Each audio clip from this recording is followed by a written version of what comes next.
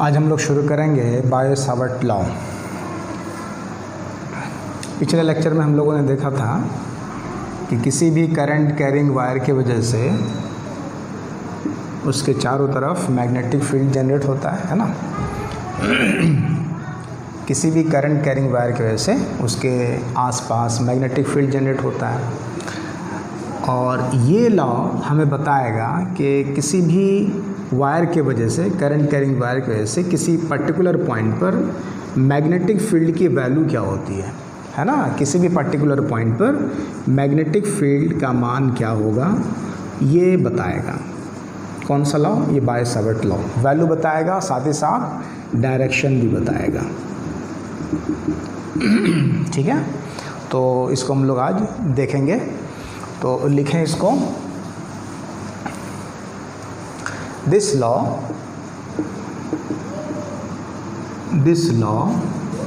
is used to calculate the magnetic field intensity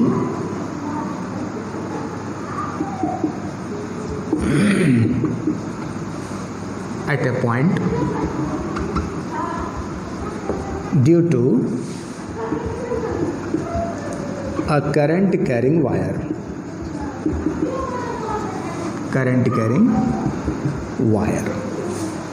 ठीक है, तो एक्चुअली ये वायर के लिए नहीं बल्कि एक पहले सेगमेंट के लिए ये लॉ दिया जाता है। एक छोटे से करंट एलिमेंट की वजह से जो मैग्नेटिक फील्ड जनरेट होता है उसके बारे में ये लॉ बताएगा। फिर इसी को हम लोग आगे एक्सपेंड करके देखेंगे कि किसी भी स्ट्रेट वायर की वजह से या किसी सर्कुलर वायर की वजह से या सोलेनॉइड की वजह से जो मैग्नेटिक फील्ड जनरेट होता है वो किस तरह से निकाला जाता है। ओके, तो हम लोग यहाँ पे क्या करेंगे, इसी वायर में सबसे पहले क्या करेंगे, एक स्मॉल एलिमेंट लेंगे, है ना। एक छोटा सा करंट एलिमेंट, एक small part of the wire जिसको कहा जाए। तो हम लोग यहाँ पर एक छोटा सा एलिमेंट लेते हैं। This is a small element called current element. ठीक है ना, इसका जो लेंथ होगा वो DL लेंथ होगा।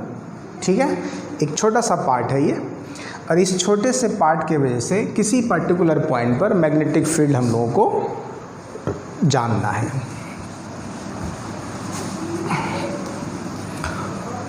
तो सपोज करेंगे कहीं पे पॉइंट है, ये है पॉइंट P। ठीक है, जो इस करंट एलिमेंट से R डिस्टेंस पर है। ठीक है, ये है करंट एलिमेंट और ये पॉइंट P है जहाँ पे आपको मैग्नेटिक फील्ड फाइंड करना है। सपोज करते हैं कि इस करंट एलिमेंट की वजह से यहाँ पे जो मैग्नेटिक फील्ड जनरेट हुआ दैट इज़ dB। ठीक है, स्मॉल पार्ट की वजह से स्मॉल फील्ड बन रहा है। ठीक है ना, फिर उसी को इंटीग्रेट करेंगे तो टोटल फील्ड आएगा। ओके, चलिए देखिए, अब यहाँ पे ये जो करंट एलिमेंट है DL को हम लोग क्या नाम दे रहे हैं, this is called current element.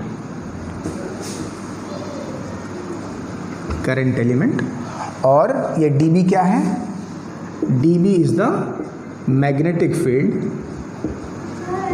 This is the magnetic field at P due to the current element.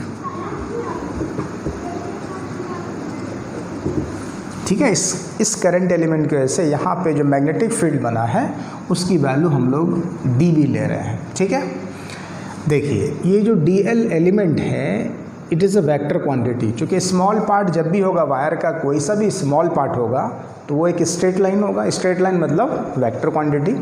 तो इस DL का डायरेक्शन किस तरफ होगा, तो यहाँ पे हम लोग इस तरह से वेक्टर खींच सकते हैं।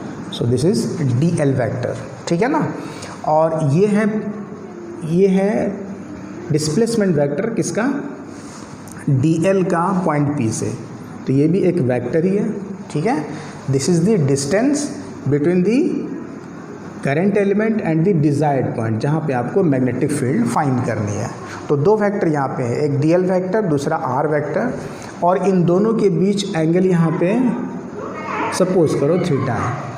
ठीक है ना, DL एलिमेंट और ये R वेक्टर जो है इन दोनों के बीच का एंगल कितना है, थीटा है। ठीक है, कहीं पे भी आप एलिमेंट लोगे तो ये एंगल कुछ ना कुछ बनेगा ही, है ना। तो ये थीटा हम लोगों ने मान लिया कि theta, what is this theta? Theta is the angle between the current element, between the current element and the line joining the element to the point P। ठीक है, करंट एलिमेंट और इनके बीच का जो डिस्टेंस है, इन दोनों के बीच जो बनने वाला एंगल है, वो एंगल हम लोगों ने मान लिया थीटा। ओके, सो आगे हम लोग लिखेंगे। अब ये लॉ हम लोग को क्या कहता है? According to this law, according to this law, Biot Savart law, the magnetic field at P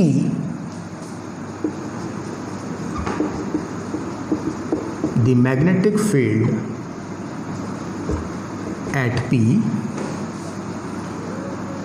that is क्या है? dB है ना, dB।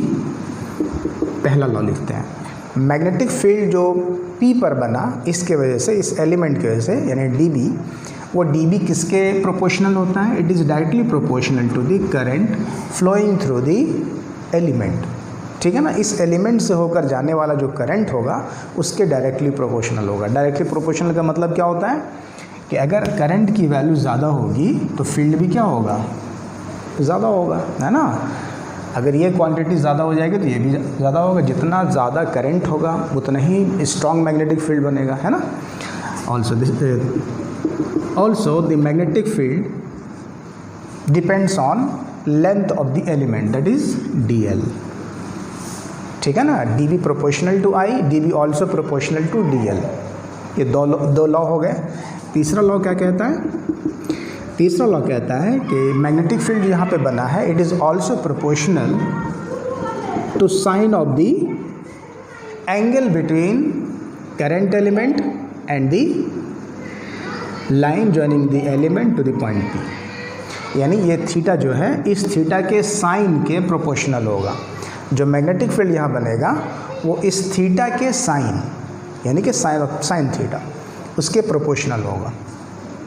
फोर्थ लॉ क्या कहता है कि dB is also proportional to the square of the distance, inversely proportional to the square of the distance between the element to the desired point, है ना।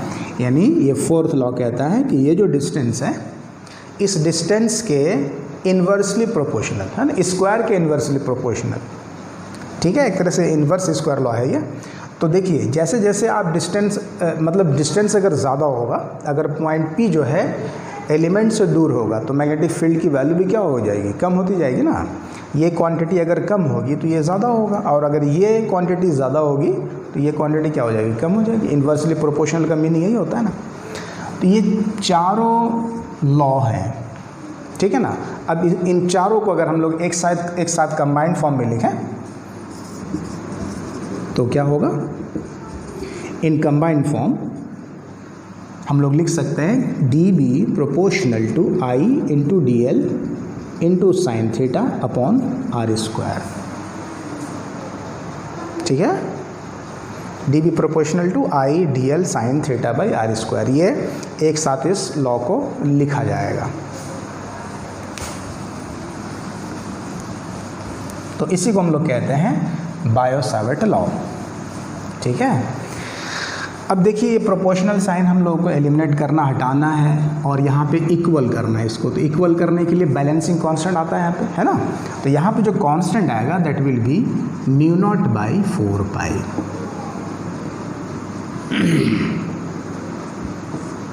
तो ये म्यू नॉट बाई 4 पाई एक नया टर्म है आप लोगों के लिए, है ना। Here mu naught by 4 pi it is a constant. ठीक है, और इस कांस्टेंट की वैल्यू क्या होती है? म्यू नॉट बाई 4 पाई की डायरेक्ट वैल्यू याद रखोगे 10 टू द पावर -7। ठीक है ना। और इसकी यूनिट भी होती है, क्या यूनिट होती है? टेस्ला मीटर पर एम्पियर। आप लोगों को पीछे बताया गया था कि मैग्नेटिक फील्ड की यूनिट क्या होती है? टेस्ला। मैग्नेटिक फील्ड की यूनिट क्या होती है? टेस्ला होती है ना, टेस्ला, या इसी को बोलते हैं, दूसरा यूनिट भी याद रखना चाहिए, weber per metre square. Weber per metre square. Magnetic field intensity की यूनिट क्या है? टेस्ला है या फिर weber per metre square. Magnetic field intensity को हम लोग मैग्नेटिक इंडक्शन ही बोलते हैं, ठीक है ना। ओके, तो इसकी डायरेक्ट वैल्यू हो गई μ0/4 की 10⁻⁻7 टेस्ला मीटर पर एम्पियर। जब आप न्यूमेरिकल सॉल्व करोगे तो इसकी डायरेक्ट वैल्यू ये पुट करोगे, है ना। अच्छा देखिए यहाँ पे ये जो टर्म है μ0 को क्या बोलते हैं? μ0 इज कॉल्ड, इसको हम लोग कहते हैं, this is called permeability of free space. μ0 is called the permeability of free space या वैक्यूम, ठीक है, या फिर एयर का भी वही होता है, नियरली सब कुछ, सबके लिए भी एयर के लिए वही होगा जो स्पेस के लिए होता है ना। μ0 को हम लोग क्या कहते हैं? परमिबिलिटी। परमिबिलिटी क्या चीज़ है? जिस तरह से आपने इलेक्ट्रोस्टैटिक में पढ़ा होगा, परमिटिविटी, याद करो, permittivity the epsilon not, this is called permittivity. Permittivity of free space. Electrostatic chapter में हम लोगों ने इसको देखा था, परमिटिविटी ऑफ फ्री स्पेस, है ना। जहाँ पे इलेक्ट्रिक फील्ड जनरेट होता है वहाँ पे ये फैक्टर आता है एप्सिलॉन नॉट, है ना। और इसकी वैल्यू भी थी, इसका वैल्यू कितना था? 8.85 इंटू 10⁻⁻12, है ना, कूलम स्क्वायर पर न्यूटन मीटर स्क्वायर। अगर आप लोगों को याद हो तो ये वैल्यू एप्सिलॉन नॉट की थी। और इसको क्या कहते थे हम लोग? परमिटिविटी ऑफ फ्री स्पेस या एयर।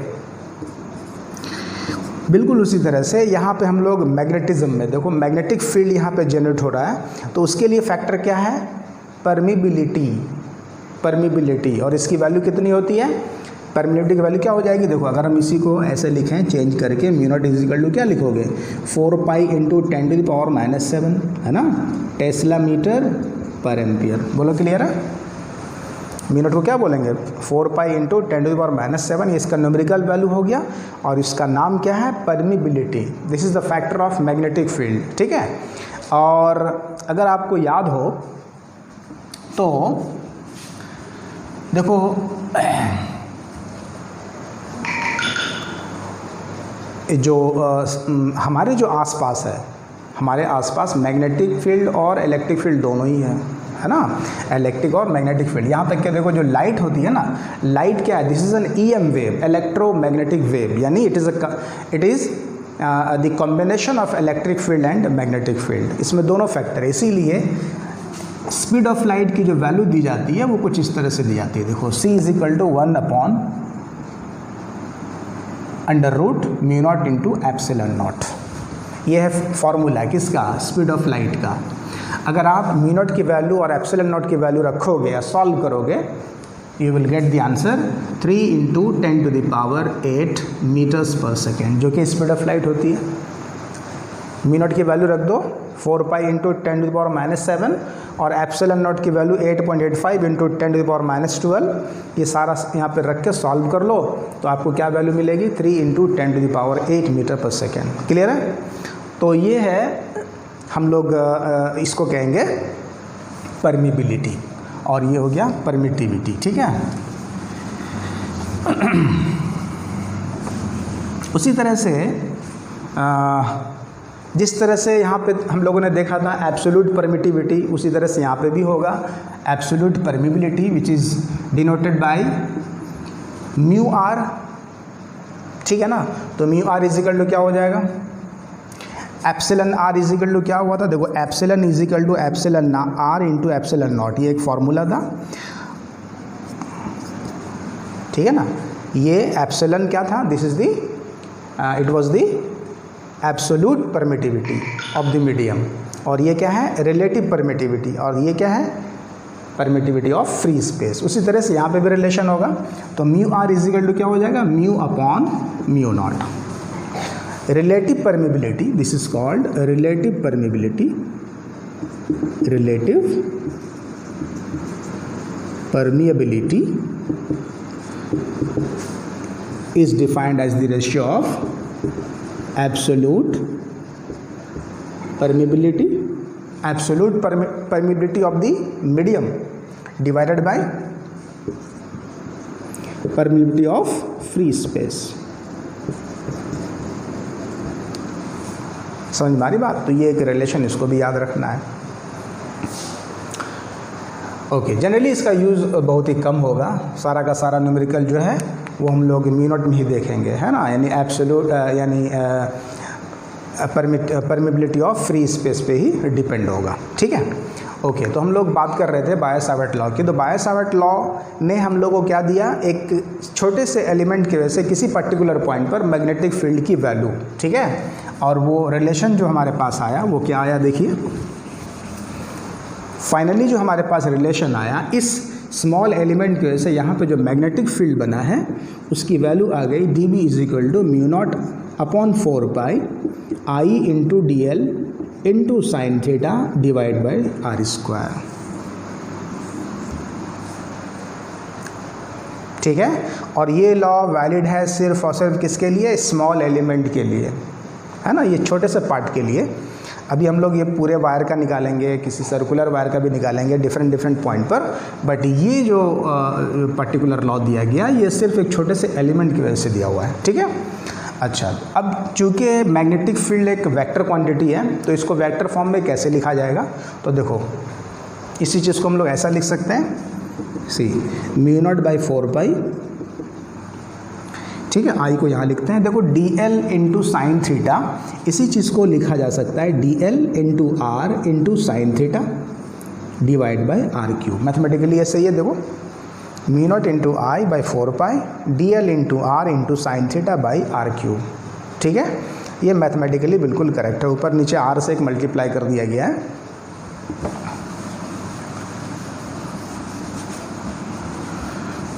ओके, इसी में देखो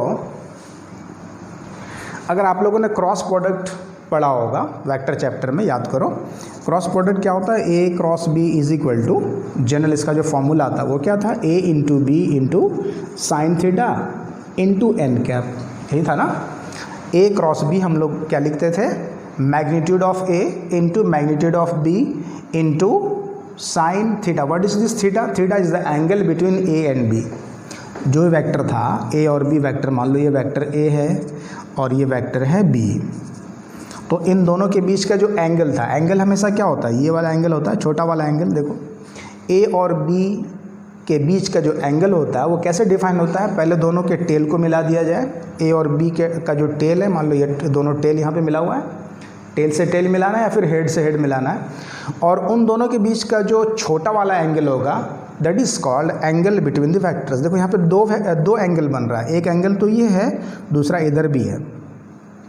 तो ये जो छोटा एंगल है, this angle is defined as the angle between the vectors. Clear है ना। तो यहाँ ये जो थीटा है ये एंगल है ए और बी के बीच का, ओके। और एन कैप क्या था, N cap is the unit vector, और इसका काम क्या है, ये डायरेक्शन बताता है। ए क्रॉस बी का जो रिजल्ट है ना, it is a vector quantity. समझ में आ रही बात। ए क्रॉस बी का जो रिजल्ट आता है वो खुद एक वेक्टर होता है। तो जब वेक्टर है तो उसके पास मैग्नीट्यूड भी होना चाहिए, साथ ही साथ डायरेक्शन भी होना चाहिए। तो डायरेक्शन जो बताता है वो कौन बताता है, एन कैप बताता है। और इसका जो डायरेक्शन होता है वो कैसा होता है, it is perpendicular to both A and B, ठीक है ना। यानी इस रिजल्ट का जो डायरेक्शन होगा वो ए और बी दोनों के परपेंडिकुलर होगा। इसको ठीक से समझो। देखो सपोज करो कि A B sine theta into N cap, इसको हम लोग लिख रहे हैं सपोज सी। ये पूरा का पूरा रिजल्ट आ गया C. A cross B is equal to C है, एक नया वेक्टर सी है, ठीक है ना। तो सी का डायरेक्शन किधर होगा, सी का डायरेक्शन ए और बी दोनों पर परपेंडिकुलर होगा, ठीक है। या फिर सी का जो डायरेक्शन होगा वो ए और बी दोनों मिलके जो प्लेन बनाएंगे ना उसके परपेंडिकुलर होगा, ठीक है। और इसको हम लोग एक सिंपल रूल से भी समझ सकते हैं, बल्कि समझना चाहिए रूल से ही। ये जो इसका जो रूल है वो क्या है, एक तो राइट हैंड थंब रूल है, दूसरा क्या है स्क्रू रूल भी है ना। तो जिसको जो आसानी लगे उस लॉ से, उस रूल से हम लोग इसके डायरेक्शन को समझेंगे, ठीक है। तो कैसे देखेंगे, देखो अगर हम लोग पाम रूल यूज़ करें तो हमको ज़्यादा कन्वीनियंट यही लगता है, तो इसको ऐसे ही हम लोग इससे डिफाइन कर लेते हैं। ए क्रॉस बी के लिए क्या करेंगे, जैसे ए क्रॉस बी है और सी का डायरेक्शन जानना है, सबसे पहले अपने हथेली को ए की तरफ ले जाओ, ठीक है ना। ये जो वेक्टर ए है ना, ए की तरफ हम लेंगे, चूँकि पूछा जा रहा है ए क्रॉस बी, ओके। तो अपने पाम को, अपने अंगुली को किस तरफ ले जाना है, ए की तरफ, ठीक है, इस तरह से। आ रही बात समझ में, ऐसे। और फिर उसको कर्ल करना है किस तरफ, बी की तरफ, टुवर्ड्स बी, इस तरह से, ठीक है ना। ए और बी की तरफ इसको घुमाना है इस टाइप से। देखो पहले ए की तरफ ले जाएंगे और उसको किस तरफ कर्ल करेंगे, बी की तरफ। तो ये जो अंगूठा जिस तरफ पॉइंट करेगा that is the direction of C. Clear है। सबसे पहले अपनी हथेली को ले जाओ ए की तरफ, उसको कर्ल करो, उसको घुमाओ किस तरफ, बी की तरफ। तो अंगूठा जिस तरफ पॉइंट करेगा, जिस तरफ वो डायरेक्ट करेगा, वो डायरेक्शन होगा किसका, सी का, यानी ए क्रॉस बी का, ओके।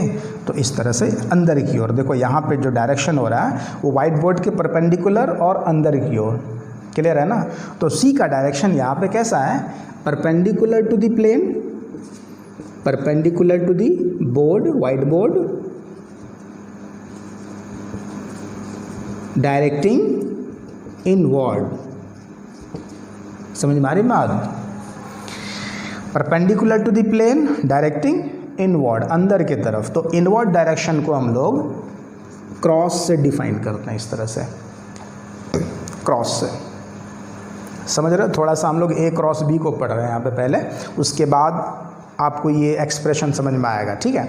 तो ए क्रॉस बी का जो डायरेक्शन हो गया वो किधर हो गया, अंदर की तरफ। अच्छा, बी क्रॉस ए अगर पूछा जाए, इसी फिगर में अगर आपसे पूछा जाए बी क्रॉस ए, तो B cross A is equal to क्या लिखोगे, बी क्रॉस ए का जो फॉर्मूला होगा वो यही चीज़ हो जाएगा, B into A into sine theta with N cap. लेकिन डायरेक्शन जो होगा वो किधर होगा, बी क्रॉस ए का डायरेक्शन किधर होगा, देखो। तो सबसे पहले क्या करोगे, अपनी हथेली को ले जाओ बी की तरफ, इस तरह से, है ना, बी की तरफ ले गए और उसको कर्ल करना है किस तरफ, ए की तरफ। इस बार ऐसे देखो, इस तरफ रोटेट होगा, पहले बी की तरफ ले गए अपने हथेली को और उसको कर्ल करो किस तरफ, ए की तरफ। तो ये अंगूठा किस तरफ पॉइंट कर रहा है, बाहर की ओर, है ना, perpendicular to the plane, directing outward. समझ में आ रही बात। तो जो सी का, जो इस बार जो सी का डायरेक्शन होगा वो इस वाले सी के डायरेक्शन के जस्ट अपोजिट होगा, यानी इसका बिल्कुल अपोजिट वेक्टर। तो यहाँ बी क्रॉस ए का जो डायरेक्शन होगा दैट विल बी माइनस सी। समझ में आ रही बात।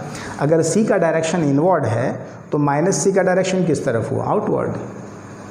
समझ में आ रहा है ना, आउटवर्ड हो जाएगा। तो आउटवर्ड डायरेक्शन को किस तरह से डिनोट करते हैं, इस तरह से, डॉट से, ठीक है। जैसे एरो होता है ना, एरो का जो सामने वाला पॉइंट होता है वो टिप होता है, पॉइंट होता है, उसको इस तरह से देखेंगे तो यहाँ पे सामने देखेगा डॉट आपको। इसी को इस तरह से बैक अगर हम कर लें एरो को, है ना, तो एरो का ये वाला जो पार्ट होगा, चूँकि ये डायरेक्ट कर रहा है इनवर्ड, तो ये जो पार्ट है जो हमको या आपको जो दिख रहा है, this part is cross. Clear है ना। एरो जो होता है ना इस तरह से, इसको समझने की कोशिश करो। ये जो टिप दिखेगा तो ये आउटवर्ड आपको शो करेगा और ये इनवर्ड। एरो को अगर तुम बाहर की तरफ करोगे तो ये आउटवर्ड शो करेगा और इनवर्ड करोगे तो ये दिखाई देगा, ठीक है ना, क्रॉस सिंबल। तो ये क्रॉस और डॉट की कहानी समझ में आ गई। ओके, अब हम लोग आते हैं यहाँ पे एक्सप्रेशन में। D B is equal to mu naught into I by 4 pi D L into R into sine theta. क्या इसी फॉर्मूला को ऐसा लिखा जा सकता है,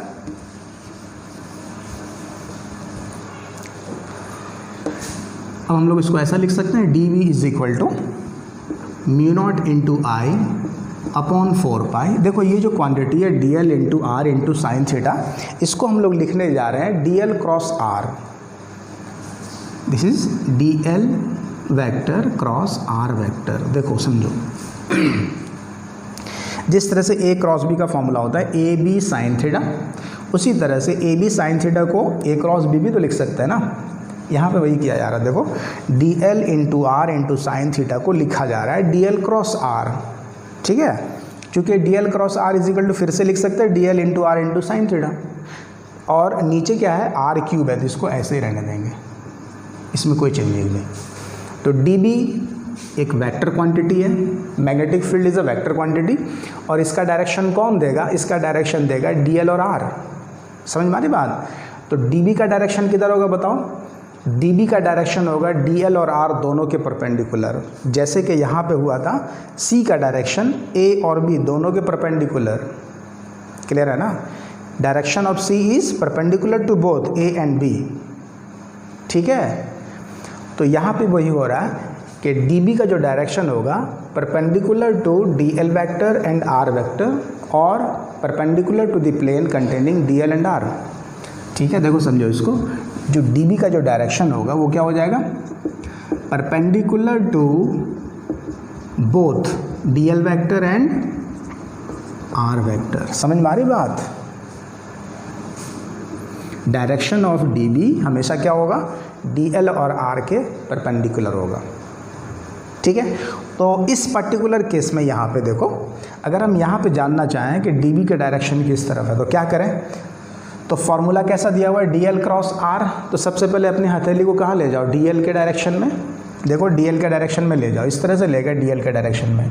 डी एल का डायरेक्शन मतलब करंट का डायरेक्शन। देखो ध्यान से, डी एल का डायरेक्शन हमेशा करंट के डायरेक्शन के अलोंग लिया जाता है, मतलब इस छोटे से पार्ट में जो करंट का जो डायरेक्शन होगा वो इसी तरफ ना होगा। तो इस तरह से हम लोग ले गए, देखो डी एल की तरफ, और इसको किस तरफ रोटेट करना है, आर की तरफ, इस तरह से। देखो समझ में आ रही बात, डी एल क्रॉस आर। तो यहाँ पे मैग्नेटिक फील्ड का डायरेक्शन किस तरफ बता रहा है, ये जो थंब है वो किस तरफ जा रहा है, अंदर की तरफ। समझ में आ रही बात, अंदर की तरफ। तो यहाँ पे मैग्नेटिक फील्ड का डायरेक्शन किस तरफ है, perpendicular to the plane directing inward, okay. तो यहाँ इस पर्टिकुलर केस में